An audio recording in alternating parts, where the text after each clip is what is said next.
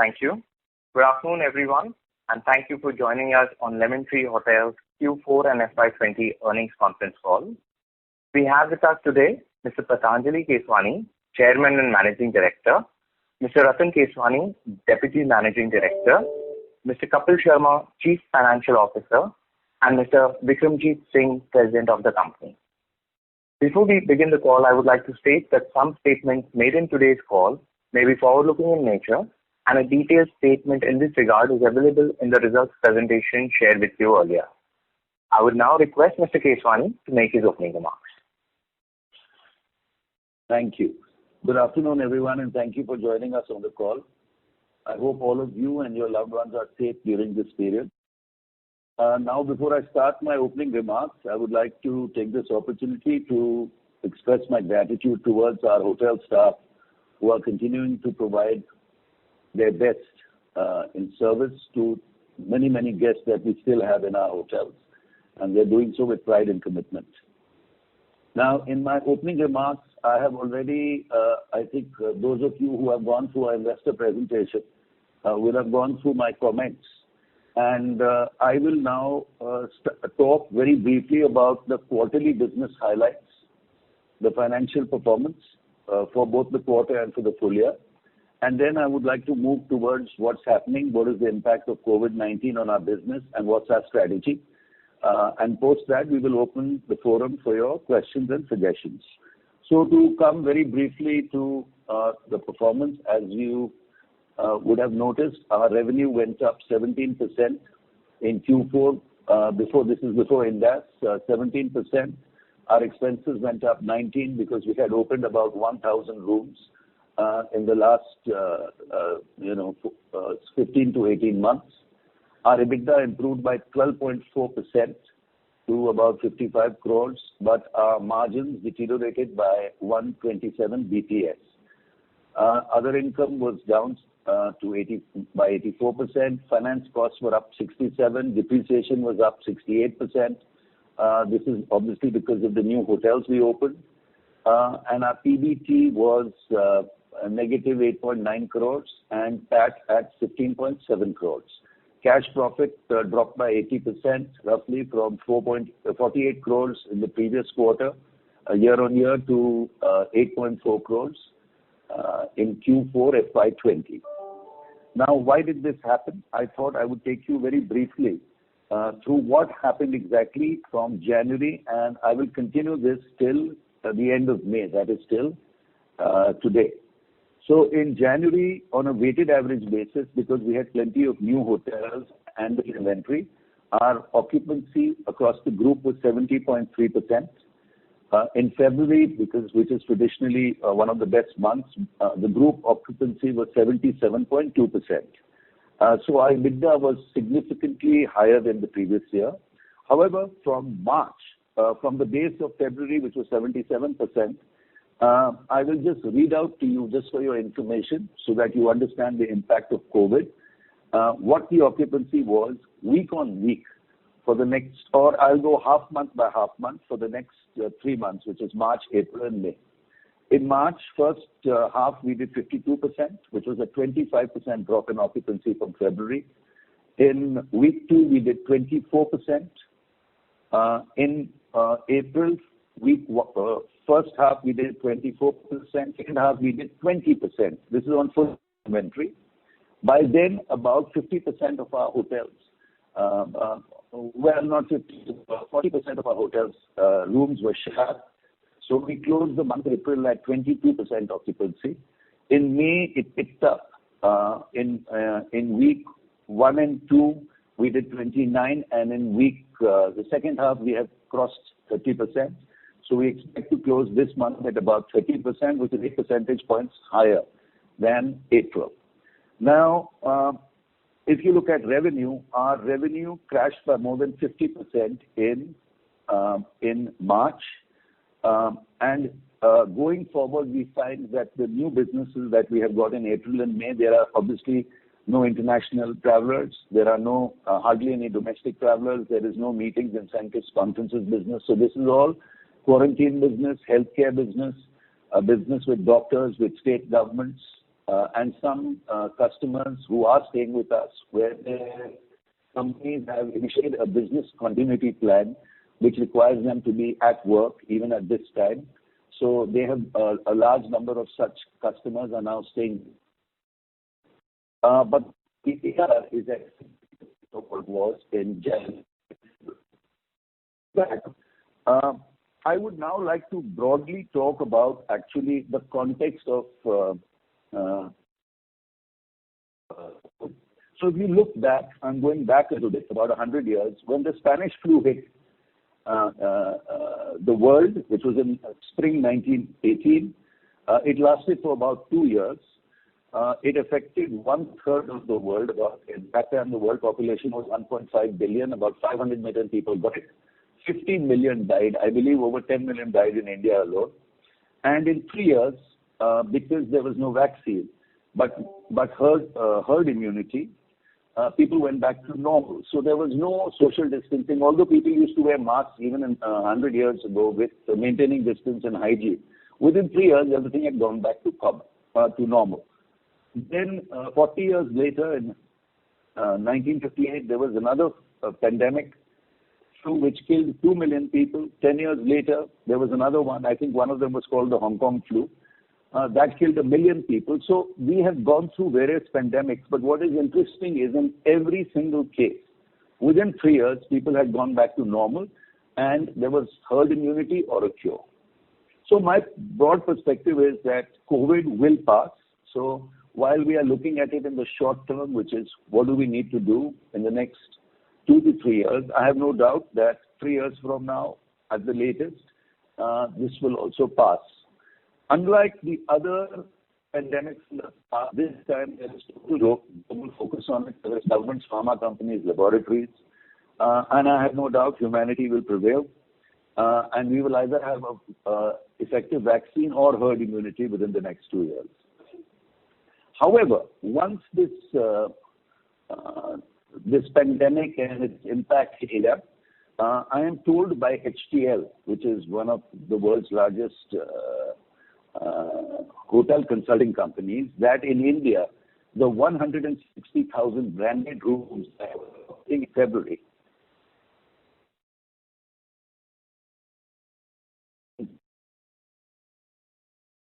Sorry to interrupt you, sir. This is the operator here. Your voice is breaking and we can't seem to hear you at the moment. Okay, thank you. Is this better? Yes, sir, it is. Thank you. Okay. So in India, from 160,000 operating rooms, today there are about 60,000 operating. 100,000 have been shut down.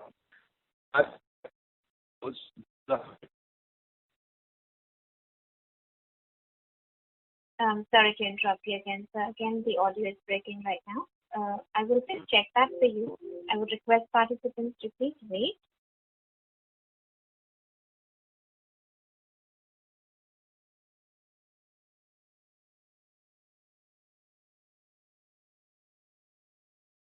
Ladies and gentlemen, we would request you to please stay connected while we check the line for the speaker. Thank you.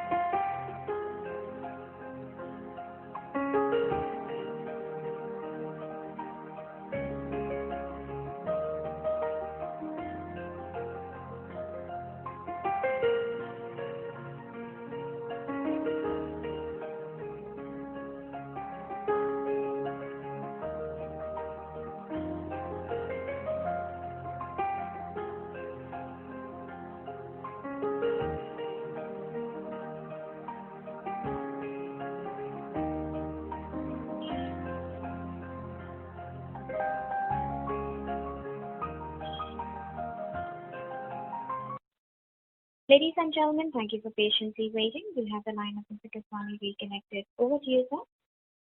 Okay, thank you. So I've been advised to repeat myself a little bit, so I'll do so. Basically, what I was saying was that in the three pandemics that occurred in the last 100 years before this one, things went back to normal within 3 years in all cases. And although these were very significant pandemics with very high mortality rates and very high numbers of casualties, humanity always went back to normal as social creatures. The broad point I was making was that after this pandemic hit India, in April, out of 160,000 branded hotel rooms in India, 100,000 rooms shut down and only 60,000 were operating, which is close to over 60% drop. The second is that as far as demand goes, demand which was at about 115,000 rooms shrank to 15,000 rooms in April. So that was a 85 to 90% drop. What I see happening, if I have a view 3 years out, is that there is going to be demand destruction, significant demand destruction going forward for the next 2 or 3 quarters. But this, in my opinion, because of the nature of our business, which is highly capital intensive with high fixed costs, will perhaps lead to significant demand destruction, supply destruction, which will have a long-term impact in this industry.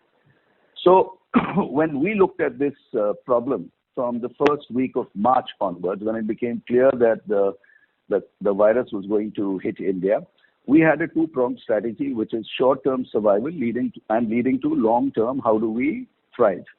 So our short-term focus was quite simple. It was, one is look at customers. We have a loyalty membership base of about 1.2 million people. We constantly reached out to them. We reached out to whichever customers we had data on besides these loyalty members. We told them what we were doing, what was happening. We had a very good response. The second part we looked at was how do we ensure, assuming no intervention by the government, that is zero upside from there, how do we ensure that we remain a going concern? So that required us to look at our finances, both from a liquidity perspective and a cost control perspective. So as far as costs go, I'd like to inform you that typically in our business, we find that out of our total expenses, about 75% of them are, 75 to 76% of them are fixed, which contribute about 50% of our normal revenues.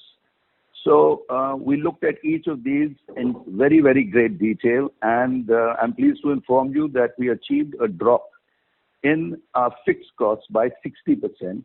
So really, we brought it down to 20% of our normal revenues. And I think, and as I will explain, this is going to have a very positive long-term impact on our company. We also looked at our variable costs, which are typically about 13 to 14% of revenue. We have now managed to successfully reduce it by about 35% to 9 to 10% of revenue. So really, at about 27 to 30% of normal revenue, we should break even. Now, the third thing we looked at, coming back to finances, we have also looked at liquidity. So as you've seen, I'm very happy to inform you that APG, our joint venture partner, has agreed to invest 300 crores in our joint venture, where most of the new hotels and most of our debt resides. We feel we don't need the entire amount right now based on our worst case projection. So we have drawn down 175 crores, and we are in a position to draw the additional 125 too, as and when required in the next 2 years. Then we looked operationally. Now, my view is that supply will get destroyed in the long term, and we wanted to ensure that operationally our hotels would be in a position to take advantage of the situation when it normalizes. So the first principle we followed was that there would be no layoffs of our staff. So we have about 8,000 staff, of which about 7,000 are entry-level associates and supervisors. Interestingly, we found that about 45% of our total staff costs reside with the top 1,000 people who have, I was very touched that they agreed to take a 50% pay cut. And the senior management took a 66% pay cut and I took a 100% pay cut. And this led to a 25% drop in our wage bill. In addition, there was another 10-15% that we spend on non-salary expenses, which has also been reduced by 90%. So the most important and largest cost of ours, which is the staff costs, have dropped by close to 50%. Having retained everybody, we also tried to ensure that all our hotels would remain operating. So although I am aware that many hotels are shut, we tried to keep all our hotels operating, and as of today, about 80% of our rooms are operating and doing about 45% occupancy of the operating rooms. As I also mentioned earlier, we have significantly lowered our fixed costs, improved our efficiencies, and we are going to continue building Mile, which is the Bombay hotel, but it would probably start when things settle down. So it will be in the H2 of this year. We have done worst case planning to raise capital, and broadly our perspective is going forward. We are currently at 30% of normal revenues. If I look this quarter to last year same quarter. That's our run rate. So we have assumed in the worst case that this will continue till the end of this year with a marginal pickup for the next 9 months, that is till October 2021, and then a further marginal pickup for the next 6 months after. So really what we are saying is we have assumed really worst case conditions for till the end of calendar, in fact till March 22.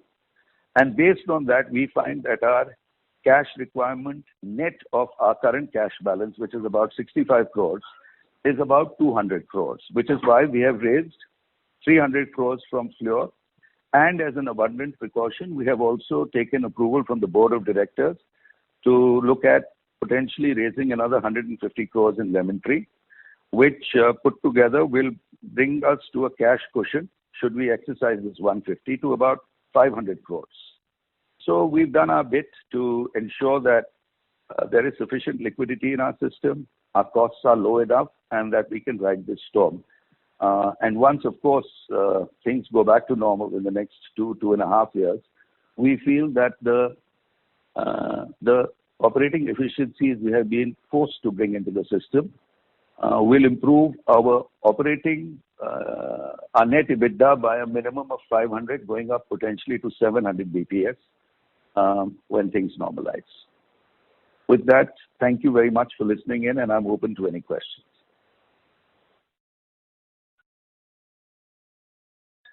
Thank you very much. We will now begin the question and answer session. Anyone who wishes to ask a question may press star and 1 on the touchtone telephone.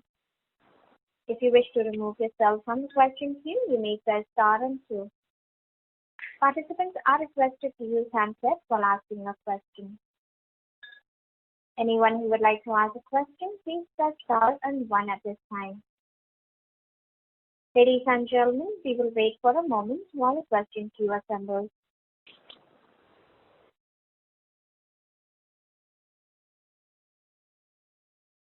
The first question is from the line of Bharat Gupta from Edelweiss Securities. Please go ahead. Thank you so much. This is Nihal Jham from Edelweiss, and first of all, hoping that the entire team at Lemon Tree is doing safe. So I had 3 questions from my side. So first to you, Mr. Keswani, I know it's a little difficult, but you've still given a thought on when you expect the industry to recover. Now if I may just want to pick your brain further, is it that 2.5 years as you put out is the earliest, and that is also contingent on a vaccine say being discovered? In case a cure or a vaccine is something that is still elongated, then how do you see the situation impacting the industry? Okay. Point 1 is that vaccine may or may not come. I mean, I know everybody in the world is focused on it, but if you look at the past pandemics, a vaccine has never appeared. What happens is, in our case, we are pretty confident that before the end of this year, there will be a cure. In fact, there will be 3 levels of cure for mild, for moderate, and severe cases. And I have no doubt that will happen. But assuming that, I have therefore assumed 30% occupancy as we are currently doing for the next 7 months. If a vaccine does not happen, what has happened in the past 3 pandemics has been that over a period of 2 years, typically herd immunity has set in, which is 60 to 70% of the population has gotten the disease, recovered with some unfortunate mortality. And I'm told, for example, that COVID, I was reading this Yale Medical Science report, the COVID actual mortality is 0.5%. But because we know the deaths, but we don't know the number of infected people, it is appearing to be higher than it is. But be that as it may, I reckon that if there is no vaccine, then in 2 years, as happened every time in the past, every single time, there is what is called herd immunity, and then the disease normally dies out. It does not spread. So I am not making an assumption on vaccine. I'm hoping a vaccine comes. But if that doesn't happen, then unfortunately, we will move into what's called herd immunity. And my reckoning is so you may have noticed that we have raised 300 crores from Fleur, from APG, yes. But our worst case is 200. So I'm, it is very difficult for me to comment, but I think in the next 2 years, latest 2.5 years, and that's where our worst case scenario operates at. There will be a drop in the pandemic, and this is outer limit. So by drop in the pandemic 2.5 years, you mean coming back to pre-COVID occupancies? That's the way you would look at it, right? Look, my concern is the following: that this is not related only to hotels. It is generally that if the government does not do a really significant package of support, my concern is that a very large number of industries will turn sick, may not have access to liquidity, in which case there will be, and that will affect the hotel industry, in fact, more than most. So there will be a fair amount of demand destruction. I cannot estimate it. I hope it doesn't happen, but it's unfortunately likely that 15-20% of supply in India will probably shut down permanently. So if you talk pre-COVID levels, 2 years, 3 years from now, demand will come back because it is a short-term destruction fundamentally. But supply will be destroyed on the long term. So what's my assessment? I think 3 years out, hotels that survive will be very successful because there will be, if things come back to normal, there will be a shortage of rooms. That's helpful, sir. So second question on your fundraising plans. You've outlined it that 175 crores currently is coming into Fleur. Now, that I would assume takes care of the requirement of what Fleur would have, including mine. If I just had to say that of the requirement which, say, the Lemon Tree Consol ex Fleur requires, how do you see meeting those cash flows? And in what scenario do you think the need of QIP will be exercised? Well, we have taken it as an abundant precaution. As of today, as I said, we have tried to raise enough money. See, we have 65 crores of cash with us. We've raised 175, that is about 240 crores. Our worst case scenario is 270, which will be covered by the additional capital committed by APG. But since things are uncertain, we are not going to do it immediately. The board has asked us to evaluate the timing, the pricing, the mode. So we've just taken up in principle approval. And the way our current worst case planning goes, we may not need it. In fact, we have tried to build a buffer of 100 crores with the investment by APG. Sure. So will the cash on the books be enough to sustain the operating loss on the standalone level? Because I assume the Fleur cash cannot be used there. Well, actually, Lemon Tree is not losing money on a standalone level, excluding interest. Number two, Fleur owes Lemon Tree about 80 crores. So we have access to that too. Gotcha. Typically, cash requirement is about 30% in Lemon Tree, 70% in Fleur for servicing debt, etc., etc. Sure, that's it. Last question from my side. You did put a figure out for salary that I think we're looking at a 50% reduction. I'm not sure that's what you in the entire year. But if I had to just ask you for the entire cost base, what is the target reduction we are looking at for the entire FY21? So typically, if you look at our costs, including corporate expenses, lease rentals, they are a little north of over 60%, of which fixed costs are about 48%. About 80% of that is fixed. We have managed to reduce this 48 to about 21, and the variable expenses are now 9 to 10% of revenue, and the revenue itself is down to about 20, 25, 30% of normal. So if you do the math, you will find that on an operating basis at 30% occupancy, we kind of break even, excluding interest and repayment of principal. Sure, sir. That's helpful. I'll get back in the queue if I have any questions. Thank you. Thank you. The next question is from the line of Archana Gude from IDBI Capital. Please go ahead. Thank you for the opportunity, sir. I have two questions for Pattu sir and one bookkeeping question for Kapil sir.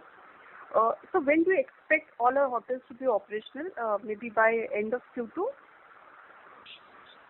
Can't answer that, but most of our hotels are operational. About 80% of our owned hotels, in terms of rooms, are operating, and about 20% are shut. Some of them are shut in areas like Alleppey or in Bandhavgarh, which are small resorts, or in Chandigarh.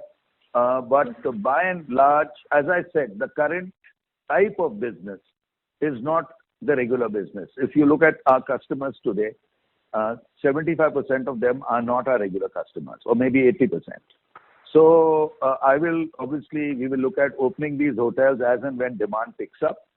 We have kept all of them, by the way, operational, which means there are skeleton staff still working there.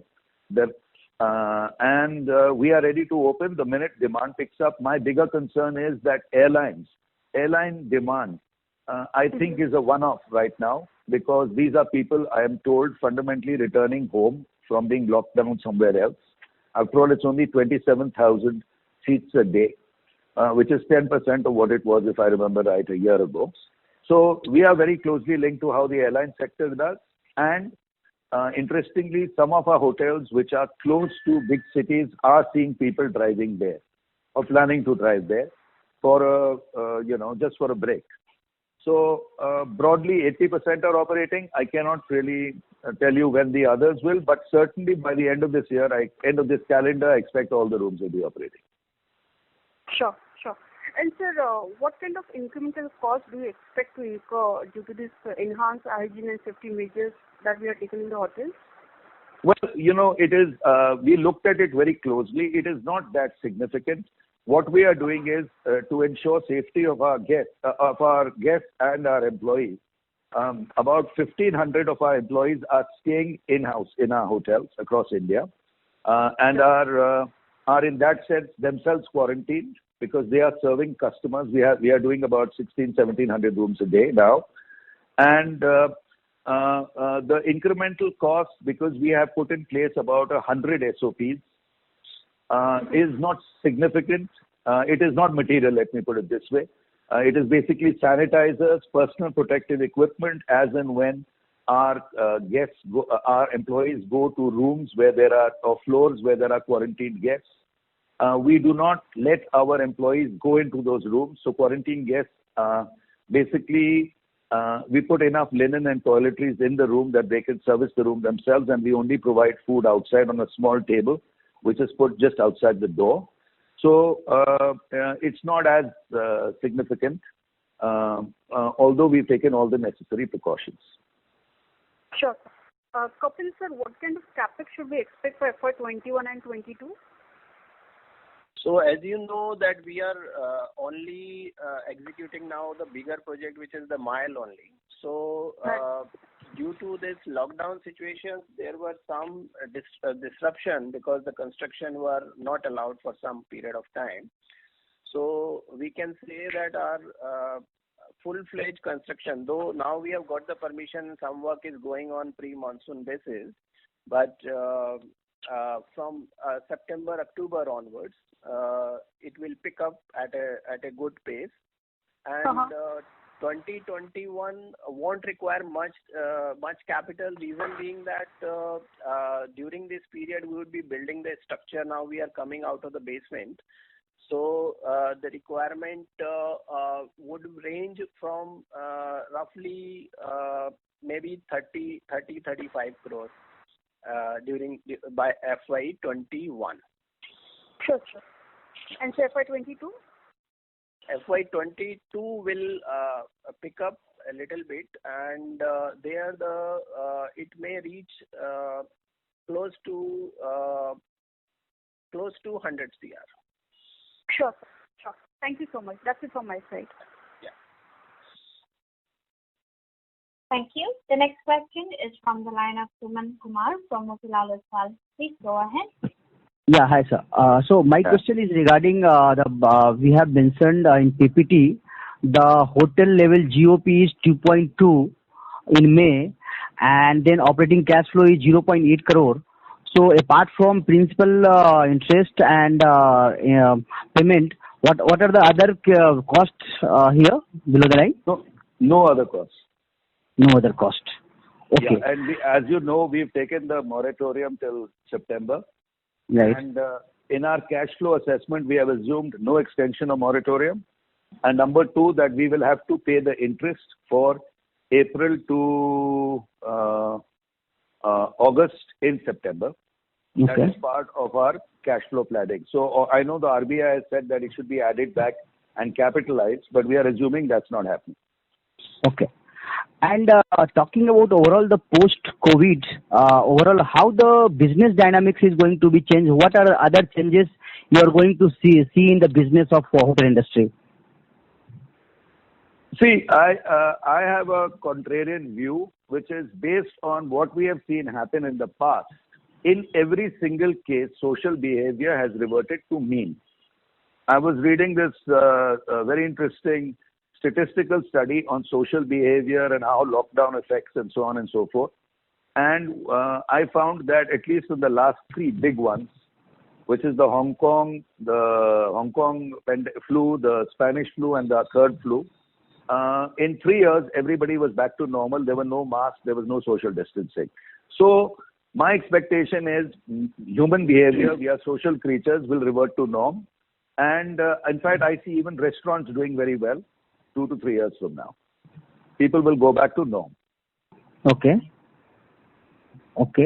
And talking about overall business degrowth, whatever you have commented, it will take 2.5 years to reach at the normal level. What are the key risks for that? If the cure will come, do you think Q3, Q4 might have a lower decline, whatever we are expecting currently?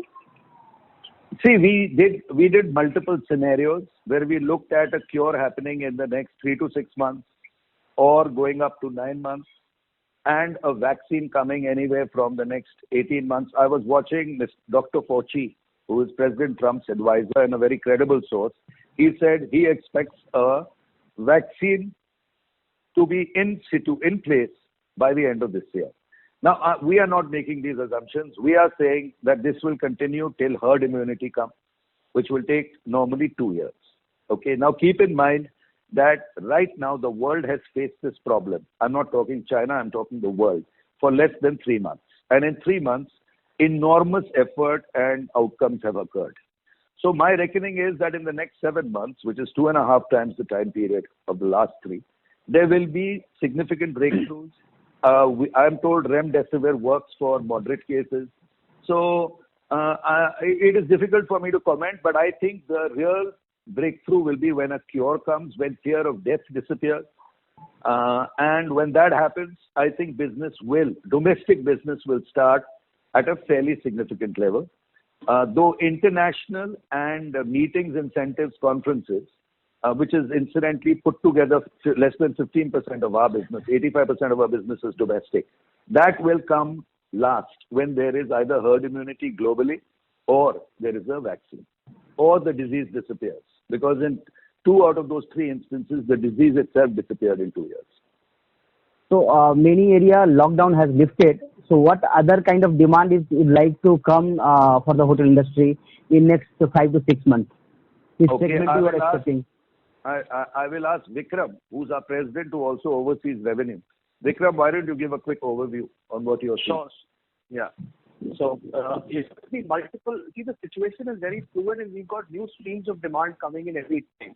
So, I'll tell you what's going to come back. See, the crew, which is actually a very all domestic crew, stays with us across most of our hotels. That started, airlines have started operating. Some crew rooms have started trickling in. There will be more to follow as the flight frequency increases. Apart from that, hospitals are talking to hotels to look at asymptomatic patients. Guys who don't have symptoms may or may not have been tested, may or may not be positive, but they need to be quarantined. They're going to be put up in hotels. Isolation business. So there are companies where people want their employees to stay in a safe, secure, hygienic place, go to their office and come back. So that's a new segment. We've never heard of this. So that's coming our way. So multiple new streams of businesses are coming. It's nowhere, the traditional streams may not work, but there are new businesses and we keep exploring more and more every day. So that's, on what the new things we've discovered so far. And as far as corporate business goes, it's still very marginal. I think it will take another month for flights also to pick up, so on and so forth. And we expect that really corporate business will start picking up after September probably. Yeah. So do we expect that when marriage season is going to start in maybe 3 to 4 months after, or maybe in Q3 and Q4, do we expect with the all the restriction we are getting get a better business compared to previous year? No, I don't. I think it will be lesser business because people will not have such large marriages, such large numbers. But we have got, I think, 5 queries already in our hotel in Udaipur for a buyout situation where people will take the whole hotel for a couple of days. So yes, marriages will come, but they will not be 1,000 people, 2,000 people, more likely to be 100, 200, 50, whatever. So it will be much, much smaller. Thank you so much. Thank you. Thank you. The next question is from the line of Deepika Mundra from JP Morgan. Please go ahead. Hi, good evening, sir. Thanks for taking questions. I said on the money that's from APG, the 300 odd crores, could you broadly outline the terms for the same? So if it is convertible after 30 months, any minimum base price or whatever other terms that you could highlight? It is convertible. It is very simple. Yeah. They have been our partners. It is convertible at 1:1 after 30 months. And we will value Fleur after 30 months. Value Fleur, their investment in Fleur, and inject 1 or 2 or 3 assets as required to maintain our shareholding at that 58.24%, whatever it was, so that we come back to parity. It has been APG has been very nice to us. They have given us 2.5 years so that valuations come back to an acceptable level, at which point we will inject the assets. Got and it. The conversion is 1:1. And meanwhile, there is no interest outgo or anything of that sort? No, none whatsoever. It's 0.001%. Got it. And secondly, on this, your cash flow requirement of 200 odd crores, which you mentioned. So in this, you mentioned 5 to 10 crores operational cash flow up to September. So do you mean to say that post September you are expecting to no deficit in operational cash flow? So all fixed costs and interest, all fixed cost ex interest being recovered fully from revenue?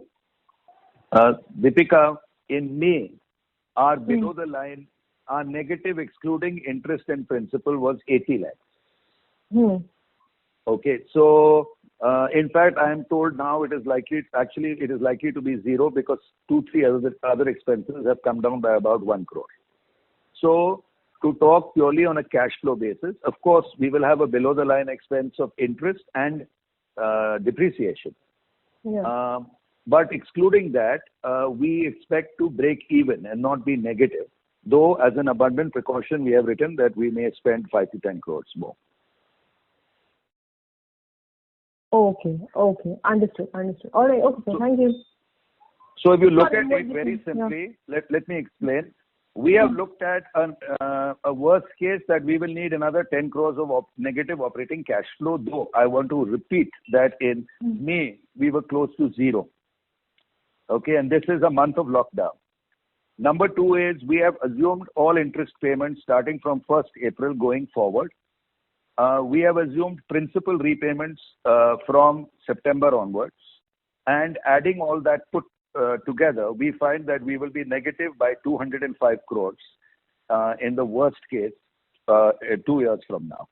So as an abundant precaution, we have raised 300 crores. But I have only taken 175 because we may not require the other 125. Okay. So with the May break-even which you're speaking of, that is at operating hotels, right? So the balance 20% which is not operating. Company. Okay. Company level. Company. Okay. There are hotels who are positive in EBITDA, significantly positive even now. Okay. And at what point do you think you have to roll back the employee cost cuts? At what level of occupancy, RevPAR, that you think that you'll be rolling back, you'll be in a position to roll these back? Very marginally. So the way we looked at it was different. In our scenario planning, we assumed, a big fall in income. And we said, what happens if the income falls by 60%, 70%, 80%? So the assumption we made for 80%, those calls we took in end of March. And no rollback is necessary. I have told all the management that as long as is required, till we get back to normal, these cuts will apply, these controls will apply, and we will, as far as possible, ensure that we are significantly EBITDA positive and are able to cover our interest before we roll back the cuts. Okay. So last question from my side. Could you just outline your debt repayment schedule?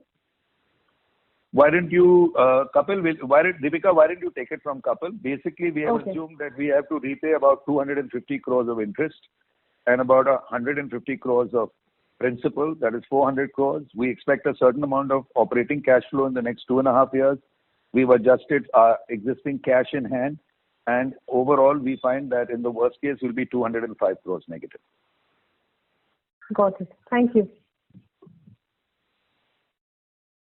Thank you. The next question is from the line of Amandeep Singh from Ambit Capital. Please go ahead. Thanks for the opportunity. So can you help us understand, post the relaxation in lockdown norms post 8th June, how much of your total owned and leased inventory would be operational? Further, whilst we understand that there would be minimal bookings for July to September, are you receiving any bookings for October to December as of now? We've got some queries. Typically in hotels, you do not receive bookings 6 months out or 4 months out, unless it's what are called large block bookings, which are linked to a conference or a wedding or some large event. Since there are no such events planned, we have nobody, I don't think any hotel company in India or any hotel has received bookings 6 months out. But yes, there are some inquiries, about 5 of them, in our Aurika Hotel at Udaipur for weddings. But obviously these are very, very recent, in the last 2 weeks. It is very difficult for me to say, what the booking pattern will be like. But looking at the fact that between April and May, our occupancy increased by over 25%, although on a low base, we feel that even at this current level, once flights stabilize, then from October onwards, there will be a pickup. Because some corporates are already making bookings, but on a very small basis, 2 rooms, 2 guys for 4 nights and that kind of stuff. Sure, sir, that's helpful. Secondly, sir, we understand that the sharp decline in ARR is also due to many of the hotels being used as quarantine facilities. Can you help us understand how would ARRs for October, December or FY21 move compared to last year?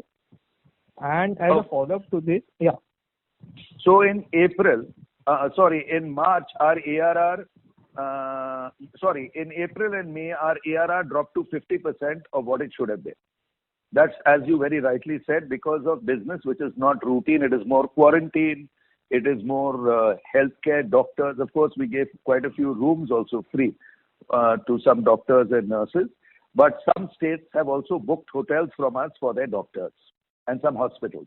Now, my expectation is that this 25% of this 30% occupancy we did was at low rates, at half the normal rates. However, going forward, the replacement of these will be, if not at full rate, at least at 70-80% of our normal rates. So we do see an improvement in ARR, but that will really happen from when the mix changes and regular domestic travel starts, which, as an abundant precaution, as I said, we have really assumed it's marginal in Q3 and will really pick up in Q4 after there is some form of a cure. Sure, sir. And sir, just as a follow-up to this, you highlighted that the corporate demand is expected to come after September. So, sir, That's during right. the renewal of these annual contracts, you also expect how much of moderation in ARRs do you expect? And will it be fair to assume that the reduced ARRs would also impact 1H FY22 because the contracts are annual? Well, we haven't reached that far yet, frankly. It's not that we've got into negotiations with large companies, but large companies in and of themselves do not constitute such a large number of room nights for us. We have more MSMEs, more retail, more mid-size to companies that use us in 3, 4, 5 cities.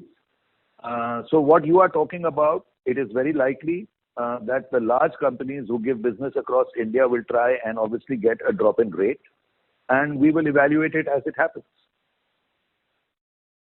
Sure, sir. Thank you. That's all from me. Thank you.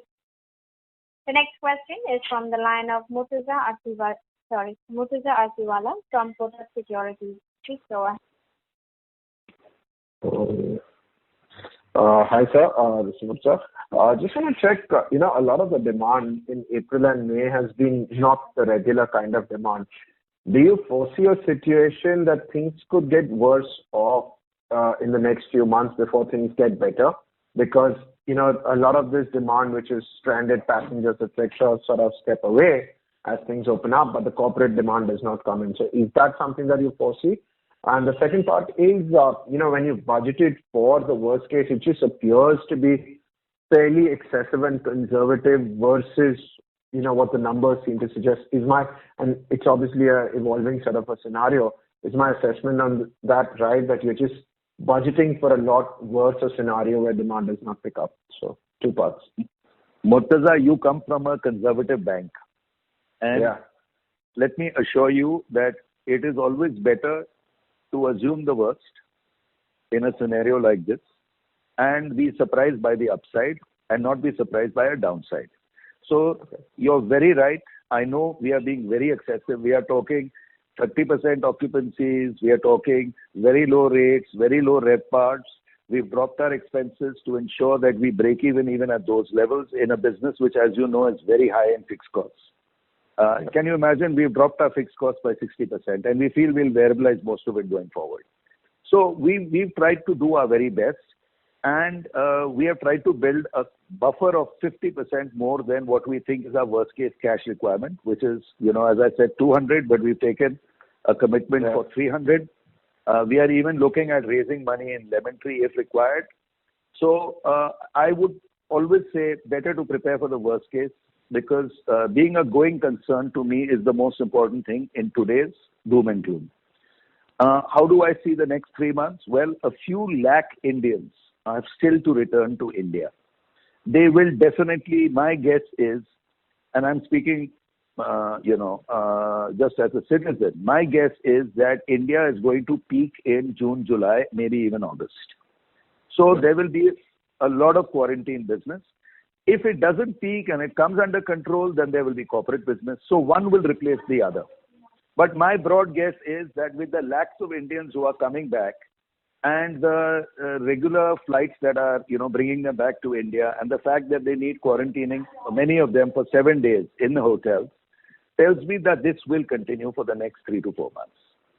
Just the quarantine business is at a discount to regular corporate business. So you'd be happier to sort of have more corporate business over quarantine business, or the quarantine business of international travel is at par of your ARRs? Well, one room night from corporate is equal to 2 from quarantine.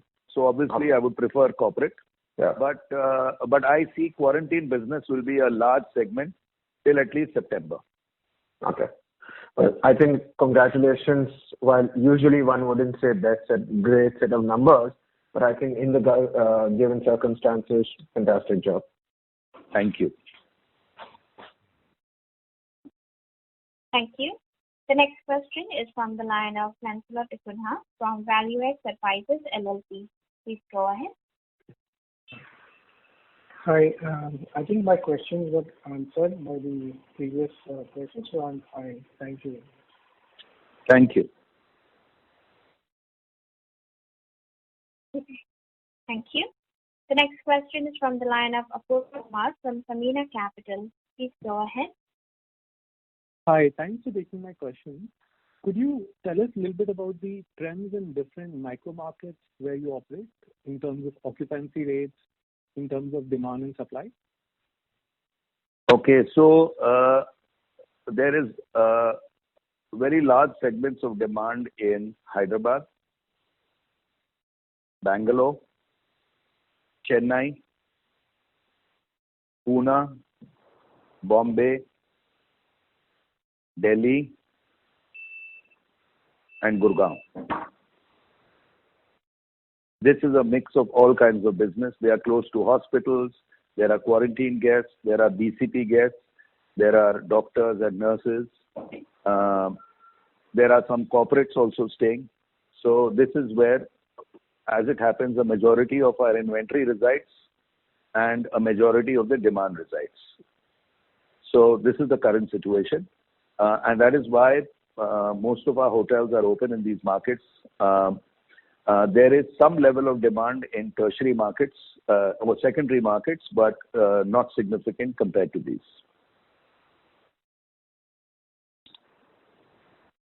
Thank you. Thank you. Ladies and gentlemen, you may press star and 1 to ask a question. The next question is from the line of Renu Gupta, an individual investor. Please go ahead. Hello, sir. Hello. Thank you for letting me a part of this. First of all, congratulations on good set of numbers this quarter. And a special word for the team behind your PPT. It was really great effort and very impressive. My question is, how and when do you see the luxury demand coming back now that you have expanded into the luxury space with your brand Aurika in Udaipur? Frankly, I don't see luxury demand coming back for quite some time. Domestic vacation, perhaps. But my guess is that demand, whether at luxury or at mid-market level, mid-market should bounce back first. Luxury will bounce back a little later. I'm not able to tell when. So it's a very difficult question for me to answer. What I do see happening, however, is that essential travel will start, and what I discover when I talk to multiple people is how will long-term demand be affected by the fact that many people are now working from home and so on. And interestingly, multiple people I spoke to said that they, these are CEOs of companies, that employees needed that social environment of the office. And many meetings that take place face-to-face, even with social distancing, are far more productive than these Zoom calls and, dial-ins and so on. So if I looked at it from a longish term, I think there will be some behavior change, some demand destruction. But my broad guess is supply destruction will be much more than demand destruction due to behavior change. And whether it is luxury or mid-market, there will be movement. But as I said, probably after October when the fear starts reducing. Thank you and best wishes for future. Thank you. Thank you. The next question is from the line of Shubham Jain from Samina Capital. Please go ahead. Hi, sir. I wanted to ask that although you've raised 300 crores from APG, but you've still gone ahead with moratorium. So what would be the additional cost of taking moratorium rather than doing repayments now when you already have 300 crores from APG? There is no additional cost. So let me explain. APG has always invested with Lemon Tree when there has been a need, either in terms earlier, like in the acquisition of Keys, or now in order to support the company. Just for the information of all listeners, since May 2012, they have invested 9 times with us, on an average once a year. Totally, they have invested 1,300 crores in Fleur. They have invested 425 crores in Lemon Tree. They have been our partners in the truest sense. Because of their support and the fact that we have actually converted a lot of our CWIP into operating assets last year, we are lucky insofar as most of our debt is 11-year debt or 12-year debt, and it's back-ended and ballooned. So our repayment of principal is very marginal in the next 2 years. It is about maybe less than 10% of the total that we have of our total debt. The moratorium is, if you read what the RBI has said, is simply that it will be added back to the end of the tenure, and the tenure will be extended by that amount. So think of it as a gap 6 months, where the debt that we would have repaid in this 6 months will now be added back maybe 10 years later. And yes, we will have to bear the interest burden, but it is okay from our planning perspective. Got it, sir.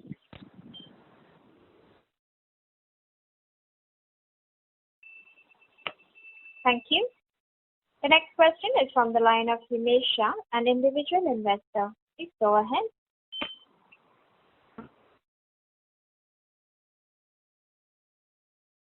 Hello? Hello? Yeah, sorry, your voice faded. Yeah. What I'm asking is, what is the pledge situation of this promoter holding, and do you have any plans of reducing it? Yeah, so I'm at a very advanced stage of where is it? Yeah, we have at a very advanced stage of raising money in my holdco in the form of 4 years non-convertible debentures, and that will take care of the pledge situation. It's a 4-year deal, but I cannot comment more on it right now. It's in a very advanced stage. Okay. And are you looking at bringing in some more strategic investors, given, the share price has also plummeted 60-70%. It's just now 19 rupees. So is there a plan to bring in more strategic investors to boost the confidence? I think I tried to make a point that we have one of the world's largest funds, which is a $600 billion fund, which has always come in. It has come in 9 times in the last 8 years. It has invested 1,700 plus crores in the company. So I don't think we need an additional investor. The reason the stock price came down was 2 funds were exiting India, 2 FPI. And between them, they sold 6%. They own 6% shares in Lemon Tree. They sold it in the last in 7 weeks, from end of March to mid of May. There was a lot of supply pressure. I guess there was also worry about whether Lemon Tree will be a going concern, and perhaps there was some concern about my pledge. So this massive supply pressure got over about a week ago, and that's why you will see imagine, if you will, 6% of the company being dumped in the worst month when nobody knows whether any hotels will survive. So that's what happened. I agree there was a lot of volatility, but we have tried to solve for it. We have solved for it. One is, of course, the supply came and it was bought by whoever wanted to buy it. Number 2 is that we have raised enough money, so there is no doubt that Lemon Tree will be a going concern, and in my opinion, will come out much stronger, leaner, and more successful once this pandemic gets done with. Third is, somebody asked me about the pledge. I've tried to answer it to the extent I can, that we will make sure that there is no impact on the shares in the next 4 years. So that's the backdrop. Okay. One last question, sir. You spoke about the cost cutting and cost saving that you've done. Mm-hmm. How much of this will be permanent in going ahead in the foreseeable future? How much of this will be permanent cost cutting that you'll, because salary cuts will not be permanent, I guess, when things return back to normal. Absolutely right. So let me explain. Roughly 80% of our expenses are fixed. Okay. So if you take I'm just taking a number. Suppose you take 100 rupee revenue base and, you say that we make 10% return on it, just as a number. Then in that 80 bucks, if you take out interest and principal and let's assume 60 bucks is left, in that 48 bucks is a fixed cost. We have brought that down to 21. Okay. So what's our expectation? Our broad expectation is that this 21 on a fixed cost basis will go up to about 30, which means on a permanent basis, we see a 40% improvement in our fixed costs. I'll give you an example. Traditionally, we used to run our hotels. India average in the mid-market, staff per room is 1.6. Lemon Tree, because of its design and business model, used to run at 0.95 staff per room. And if you have 5,000 owned rooms, that's roughly 5,000 staff. Today, we are running 4,200 odd rooms at about 1,800 people. Okay. 0.45. So what we have learned in this adversity is that success breeds some complacence. And we feel that on a permanent basis, our staff to room ratio will come down by at least 25%. Now, simply look at it this way. Our salary bill typically is 18% of our revenue. A 25% drop in that should lead to an improvement in EBITDA by 450 BPS. So I tried to give a flavor of that in our presentation by saying we are 100% sure our EBITDA margins will expand by a minimum of 500 BPS, going up to 700, though I'm hopeful that we may even do better. Okay. Thank you so much, sir. Thank you for patiently answering all the questions, and all the best. Thank you. Thank you. We'll take one last question from the line of Baiju Joshi from ICICI Bank. Please go ahead. Good afternoon, sir. I hope you are able to hear me. My question was actually answered. It was about cost-cutting measures. So you said you brought down 50% of the fixed cost. I just wanted to know what all cost you trimmed apart from the employee cost. Okay. So next year, we are going to actually produce our first ESG report where we will give very clear breakdowns on steps that we take, for example, in energy. Now, energy costs typically account for about 10% of our revenue, and 70% of that is electricity. So we have found that we used to look at temperatures of 20 degrees centigrade. Today, if you look at 22 degrees centigrade as in air conditioning, or you look at far more careful monitoring of consumption, we feel we can bring this down by 2 to 3% out of the 10. So that's one. Then there are a bunch of other things like amenities that we used, or the way we would replace our linen, our uniforms, our store stationery, our travel expenses. So across the board, again, difficult for me to quantify, but I feel that culturally we have become far, far more sensitive to costs, and this will flow through to our operating results from now on. So we have looked at basically hundreds of line items, and I'm trying to give you a flavor of the big ones. But even where it was a 1 lakh rupee saving in a hotel, we've implemented it, and that's why as I said, we dropped our expenses by 60%. Thank you, sir. Thank you. Ladies and gentlemen, that was the last question for today. I now hand the conference over to the management for closing comments. Just a moment, please. I'd like to say thank you to everybody for patiently listening in. We've tried to answer all the questions possible and to tell you our way forward and the steps we've taken currently and how we see it panning out in the next 2 to 3 years. And I look forward to telling you how we did in Q1 this year. Thank you. Thank you. On behalf of Lemon Tree Hotels Limited, that concludes this conference. Thank you for joining us, and you may now disconnect your line.